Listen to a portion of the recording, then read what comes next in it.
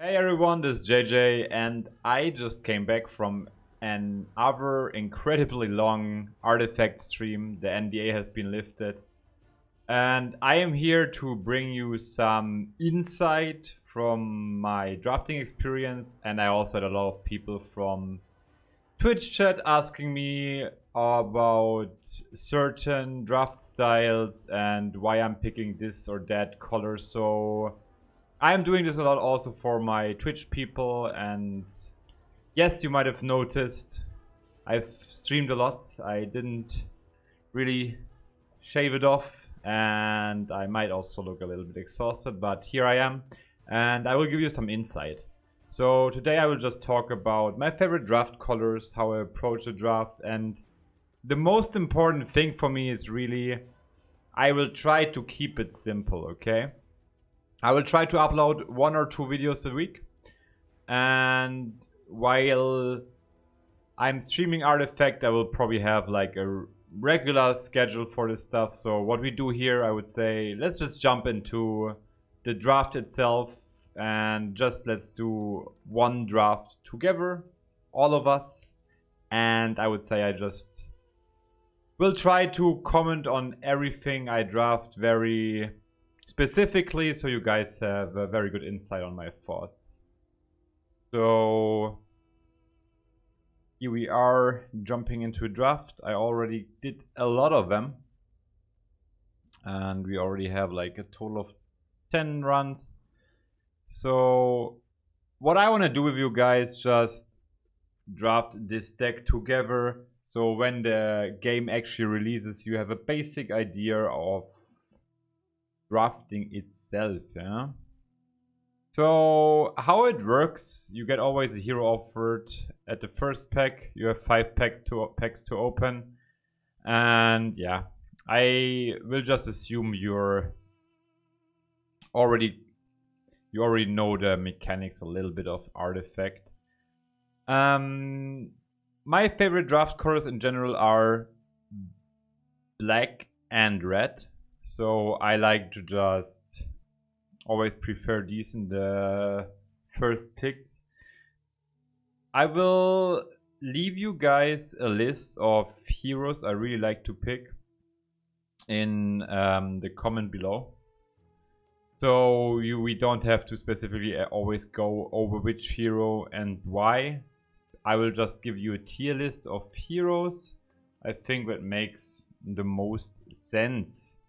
So, as I said, I will try to pick black here because I think it's one of the stronger colors, especially the black gold theme, since you have a very solid machinery. Like, the gold mine is a really good card itself. You get free gold in the beginning. It's a very strong black card, and Payday also supports that theme because you double your gold. And if you get a nice item like Helm of the Dominator with this theme, you can get a very, very strong draft deck. I think I had one earlier today. So at this point, Zeus is for... I will just give you a certain list of heroes you can pick in the early stages. And I will also... The reason why I don't pick these heroes in the beginning like Zeus, like he's an alright hero, but there are some really, really good heroes, and in a pack you on average get to choose, let's say, 2.5 heroes, and you don't want to have the weaker ones. You really want to have the really, really good heroes or a chance to get them. So I will just go with the Goldmine Payday here, because I think black is a strong color. Yeah. So here the pack already gets smaller, and I pretty much think you can in the beginning just pick the strongest cards color wise.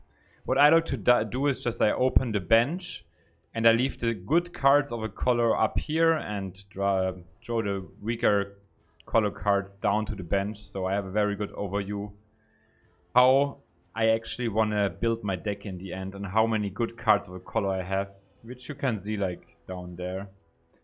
So in my opinion, The 3-man Arm Master is a decent card. I would give it like a 5 out of 10 maybe. You can definitely play this in your deck.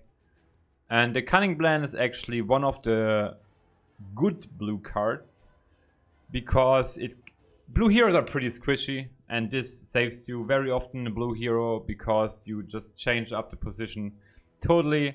So you can pick Cunning Plan here because you also don't have good other choices in my option, and just switcheroo with the Cunning Plan can be very sweet. So as I said, Smeagol is only a 5 out of 10. I don't count this as a very strong card from the color red. So I will just put him to the bench and leave the good stuff up here. Like, Cunning Plan is for me like a requirement if you want to build a good blue deck. Or let's say it's certainly a plus. So here, what do we have? We have 2 cards, so the choice is pretty simple. It's also red and black card. I think Red Mist Pillager is a very sweet red card because it can snowball. I like it very much so. And Sister of Whale is just an average card. Not more, not less. It's just average, maybe a little bit below average, maybe a 4 out of 10. And Pillager, I would give it like a 6 out of 10. So the other cards are just... I would always pick them, put them into the category unplayable. So Viper is like, I'm always trying to have the benchmark at the base hero, and Viper is just a little bit better than the base hero. And if you haven't picked the hero till the end of the pack, yeah, you get a random hero. And therefore, we're like 75% of the heroes are playable to good. Like Wyvern is under that, like better than the base hero for me, that is. And 25% of the heroes are unplayable. So here you don't pick the Viper, please don't do it. And you just go ahead, pick the Tower Barrage. It's an average card in blue. Can be a decent AoE, and Arcane Assault being a little bit below average. But these both go to the bench. Yeah. And here we have just 2 other average cards again. Let's just pick them because they are just fillers. And we just put them to the bench. Exactly. And here we get Necrophos. He is an above average black hero. He's a little bit better than the base hero. It's not a kingpin hero, like he doesn't like win you draft games. But he's definitely playable and also will be played in our deck now. And as you see here, we have another squishy blue hero.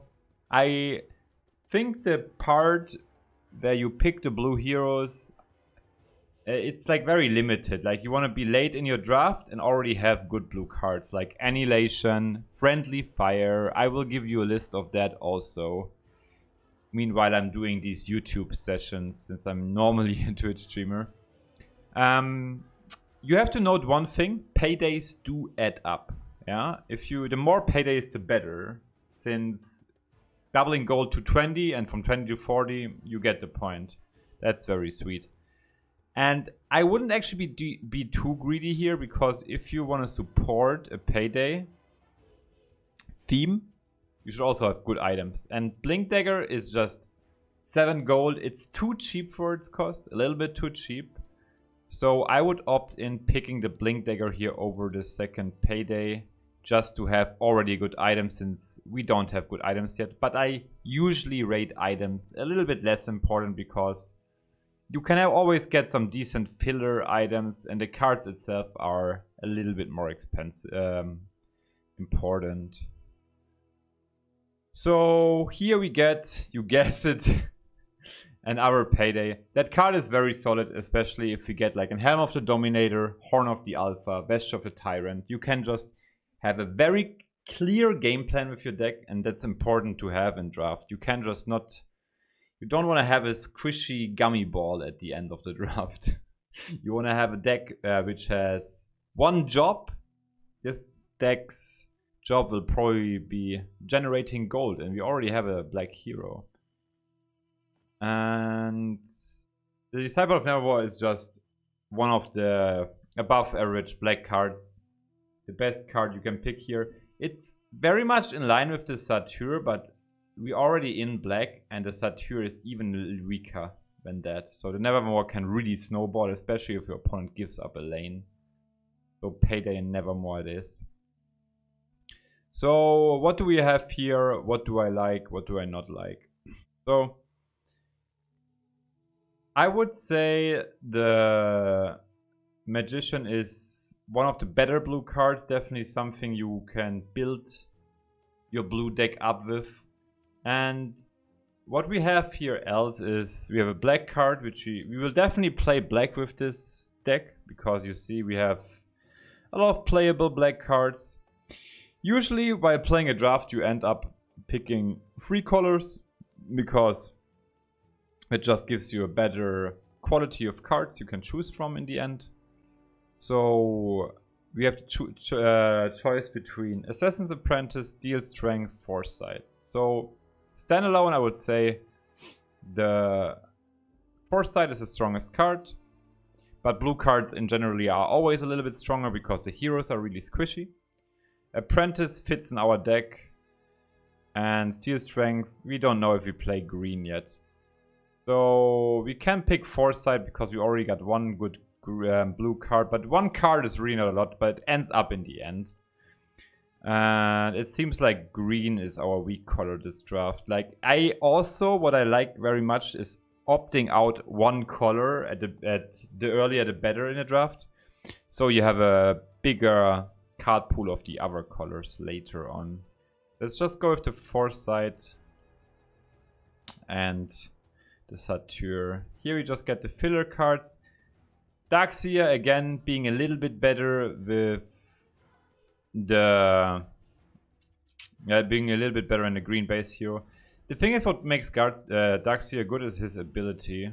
It's basically a Blink Dagger ability for other units. But since we already drafted a Blink Dagger, that's pretty much nonsense, and that makes him probably even worse than the base hero. So why would we ever pick a hero which is worse than the base hero? Right, there's not a reason. Burning Oil is a really decent black card. It is really, really good. Retaliate is worth a lot on to retaliate on tower. You can block a lot of creep spawn. That's sweet. And guys, these are just not items you play. The items you play are very, very basic. You play the cloaks, and you play the short swords, and then you play expensive items in this deck. Like, you don't want to overpay items. Like, Ring of Tarask is too expensive for the dust, the mantle as well. You rather wait for a bomb item in the secret shop. Intimidation can sometimes be played though. But it comes to the bench. The bench. And yeah, here we just fill up. Like, these are all unplayables. Stonehold Blade can sometimes see play, but I really don't like it. And here we got an Hour. This is even better than the Necrophos. Like, Winter Wyvern is probably like as a decent card, 6 out of 10 maybe. I'm a little bit critical eventually, but Winter Wyvern will also be played in our deck. What you also have to keep in mind, guys, how you want to develop your heroes. Like, Necrophos is not a hero you want to play early on, and the Wyvern also not, but we go over that later in the deck building itself, okay? So the cards here, power-wise, we have a good item. Like, Hourglass is one of the items you can actually play, especially if you have already 3 paydays. You're searching for one of these items. It's very annoying. It locks your opponent's draw by 1. So that's pretty sweet. And Conflagration is a top tier blue card. That is really busted. It's also a rare card. So I would usually pick a good black card if you would have gotten one, because we always play black. But Conflagration, you can splash in. You see that we can start splashing in blue eventually. So here we go. The Darkseer really wants in our deck, I feel like. So what do we have here? Since we're already in black and probably also in blue, I really don't like going into blue usually, but if you get the good cards, you take it. I mean, but you really want to get cards like Conflagration. Satyr is alright, but the Conflagration really is decent. I would opt in just pick the Disciple. Gank is usually a good black card. You can interrupt a little bit, but you need strong heroes with that. Winter Wyvern is kind of doing that. Lost in Time is probably also a very good consideration because it basically in a late game it cuts 3 cards from your opponent. You might want that there. Zombie also being up there card quality wise. I would probably go, I mean, our late game looks already pretty stacked. I would go maybe for a little bit more expensive card like Lost in Time or the Gang to disrupt a little bit because Winter Wyvern and Gang can be used sometimes. So maybe this disruption is worth more here, and Lost in Time being, let's say, a little bit of a weaker option here. We have the Venomancer here. Again, it's a blue hero. He's a little bit better than the base hero, but is he even? He's 2-6. Like, these stats are just weak. Like, the base hero has a 3-8 stat line. And I'm not a big fan of Venomancer. He's rough. I would just pick the filler cards here. And you put them to the bench pretty fast. Where is that? Lightning Strike. Okay. Here we get our Cunning Blend, very sweet to get late on. Here you can pick either, like we will not play green, so Daxia is kind of out of the question. So I would just go with the Artillery here and say you can maybe play that card. Coordinated Assault, very good black card. Messenger Rookery, also very playable in blue. And we get Zeus. As I said, you get a decent chance on these heroes, and it's definitely better than Venomancer now that we are also already in blue. So, nice, nice. Berserk is a Kingpin hero. If you have a little bit of red to play, you should play him. And we also, since we have a black-blue splash at the moment, we need early game heroes. This is something really important. You need 3 good early game heroes. So let's just go ahead and add Bristleback for sure. This guy is important. We also have some red cards to support him. I'm very, very, let's say, open-minded to good early game heroes, especially when it comes to Bristleback. He's very good. His deadline is sweet. And the Steam Cannon is just the strongest card from the R1 since it's a late game finisher. If this goes online in the late game, you will have trouble. Piercing damage is really strong. So I would go with that since we're already in need for late game. At this point, I would say we just pick the Slay because it's nice to have 1 minion removal. I'm a big of not reactive cards, you want to have proactive cards. And since we just picked red, red is also in there. The Corpse Tosser being the best red card here. So here we get a Lost in Time again. And the rest of the red cards not very playable. And a turret, like we only have 2 choices here, so it's not very hard to do that pick. Dimensional Portal being probably the 2nd best blue card. And Foresight also being very sweet. And we don't play green, so we just pick the black cards. Pretty simple. But we put them to the bench. Like I would always like to put the weaker cards to the bench and then fill up later on. So you have a very clear pool of cards, yeah, which you want to play. Another Zeus. Do we want to play him? We are already in blue. We have 13 blue cards we want to play at the moment. 18 black cards. So we definitely want to play 2 black heroes. I probably also want to play 2 blue heroes. I will tell you the problem here though. We only have 1 early game hero. Zeus can be played early game once, but you don't want to play him in early game twice. So we're in trouble here. What I could see is that you splash in one blue hero and play double red here. Like, at this point of the game, you need to ask yourself, well, what colors do I want to play? Yeah.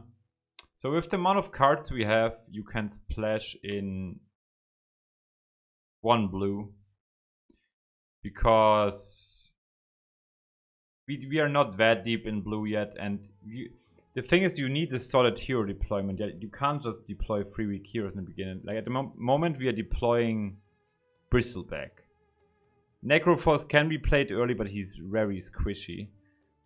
It is very good if you deploy the squishy heroes later, because you can choose the lane you put them in, and it's not just chosen randomly. So Stone Elite definitely gets picked here, it's not a question. And I would also toss down the Zeus, because I think our deck doesn't withstand the early game pressure of the most decks. So I would just pick the Stonehold Cloak, it's one of the better items, since we also have a lot of payday theme. So Zeus, I'm sorry friend. You get rewarded with a second Bristleback. Now the early game stands strong united. Yeah. So here we go. That's really good. We still... The Tuesday has a really good blue card. We can pick it. If it would be another pick, I would probably pick that. Or Soothsayer, sorry. And we get another payday. But we are still in need for expensive items. But mostly you can just pick out of the secret shop. The question is, would we play in our gank? And maybe we'll play in our gank. So at any cost, decent blue card, Trebuchets can be played. Ravenhook and Murder Plot in the end, yeah? So let us see. We have double Bristleback in the beginning, that's above average. We also have to look at our curve. What do we want to deploy early on, what not? Wait, I have to cut the bad cards.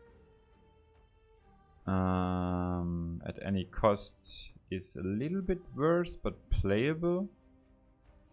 Especially with Blink Dagger, it's definitely something you can play. This of the Whale would be just a little bit of a filler, so I don't like it that much. Murder Plot would be also a filler card. And what do we have on us here? Need to remove 5 more cards, so Ravenhook is also the next worst choice. We see that we have a little bit much blue for just one blue hero. So I will cut down very harshly on the blue cards here. Messenger's Rookery can also go. Double Cunning Blended Zeus is really sweet. Although the Rookery is really good with double Bristleback, I think you can run one. And what else do we have here to cut? Lost in Time, late game card, blue late game card. I would even cut the Magician or the Soothsayer here. I would say the Magician is a little bit better. And now we are cutting down the blue a little bit, because for one hero, this guy just dies very often. You can expect, if you have only one blue hero, that they want to gank him. Now, so probably also cutting the Foresight. The any cost also has to go, and the Foresight, maybe one card draw engine there is not bad, and maybe also getting rid of a weaker black card. Like 2 ganks might be too much for this deck. And now the only bad thing is we are having 2 red heroes who pretty much always survive. And we didn't even include the red cards, which I don't like.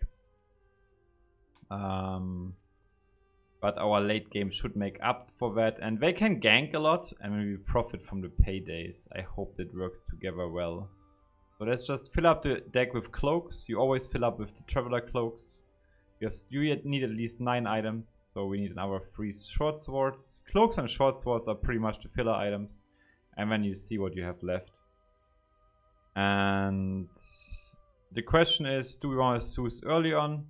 The answer should be no, because you need an early hero with the gold mine disciple. It's not even that important to have an early black hero. You could even say you play Zeus early here, or the Necrophos, because he's also not bad early. But I would even, I would put him. The Zeus has a little bit more, let's say, you can save him more often. I think it's more important to have him early. And that if you would have more gold mines, it would be different. So this is a deck as it stands now. We can register that. And what do I want to say in the end? Guys, first things first, I don't want to make these videos too long. I rather do, like, we are already at like 25 minutes and I have hard times explaining. What I will try to do here, like, I want to pick up the general questions from Twitch chat, and so you guys get an idea of Artifact. It's a little bit of advanced content, I know, but I will try to provide you guys in future with a tier list of cards and with heroes you should pick, so these videos just get more understandable the more often you watch them. I cannot bring you everything close in one video. I doubt a lot of people watch this video even to the end, but things to come. Hope you enjoyed it, and see you guys next time, or see you on my stream.